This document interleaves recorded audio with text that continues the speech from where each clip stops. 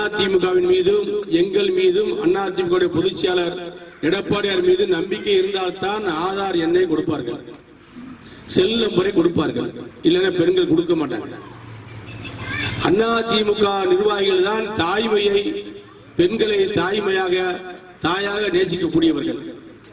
அதற்காகத்தான் அவர்கள் நம்பி செல் நம்பரை கொடுக்கிறார்கள்.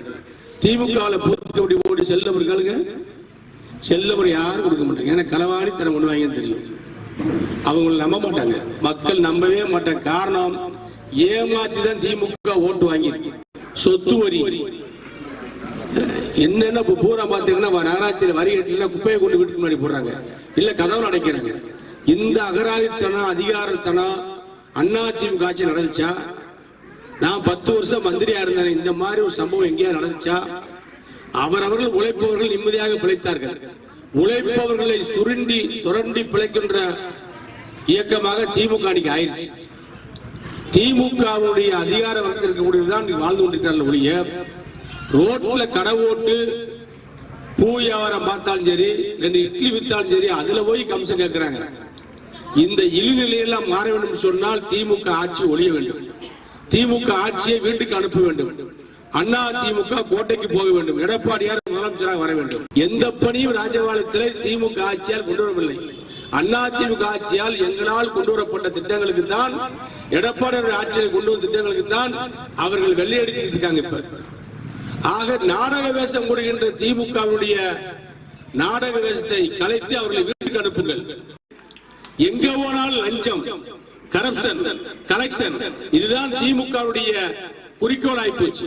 இந்த ஆட்சி வெத்து பகட்டுக்காக நடக்கின்ற ஆட்சி.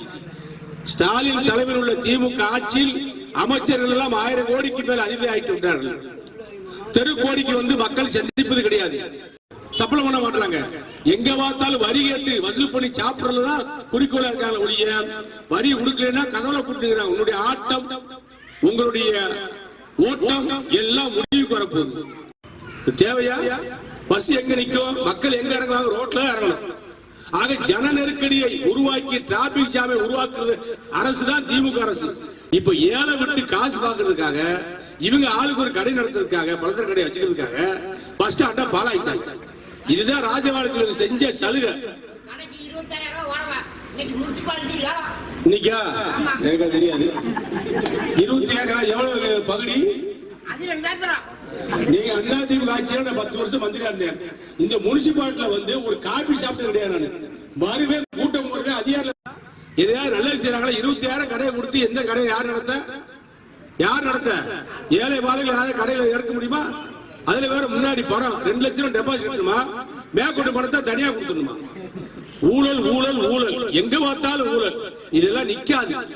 ஏழைகள் வயிற்றுல அடிச்ச பணம் எனக்கு நிக்கவே கடவுளை பார்த்துட்டு இருப்பான், விடவே மாட்டான். ஒரு வேலை செஞ்சு அதுல லாபத்தை பார்த்து நீ ஒரு வண்டி வாங்கு, காரு வாங்கு, வீடு கட்டு. கொள்ளையடிச்சு சுரங்கப்பாதை கிடைக்கி வீடு கட்ட சொன்னா பாதாளத்துல வீடு கட்டுறான். பாதாளத்துல வீடு கட்டுறாங்க. இங்க ஒருத்தர் ராஜபாளையத்துல பாதாளத்துல யாருக்கு வீடு கட்டல, யாரு கட்டுறான்னு பாருங்க. பாதாளத்துல 15 அடி தோண்டி வீடு உள்ள போய் மறைச்சுக்கிற இல்ல. என்னையா நாயம்? நாட்டில 100 வருஷம் இருந்துட போற. உனக்கு ஒரு அதிகாரம் கிடைக்குதுன்னா ஓரளவுக்கு நியாயமா, உனக்கு ஓட்டு போட்ட மக்களுக்கு நியாயமா, நம்பிக்கையா நடந்துக்கிற வேண்டாமா? இல்லாத மக்களுக்கு ஏதாவது உதவி செய்ய வேண்டாமா? டயா பூஸ்டர் சுகருடைய ரிமோட் கண்ட்ரோல் இனி உங்க கையில. அனைத்து மருந்து கடைகளிலும் கிடைக்கும். செய்திகளை உடனுக்குடன் தெரிந்து கொள்ள கீழ்கண்ட கேபிள் மற்றும் டிடிஎச் நெட்வொர்க்குகளில் எம்நாடு செய்தி தொலைக்காட்சியை காணுங்கள். பாதகம் செய்பவரை கண்டால் நாம் பயம் கொள்ளலாகாது பாப்பா.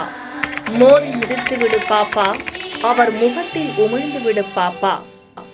அண்மை செய்திகளை உடனுக்குடன் தெரிந்து கொள்ள இணைந்திருங்கள் எம்நாடு தொலைக்காட்சியுடன்.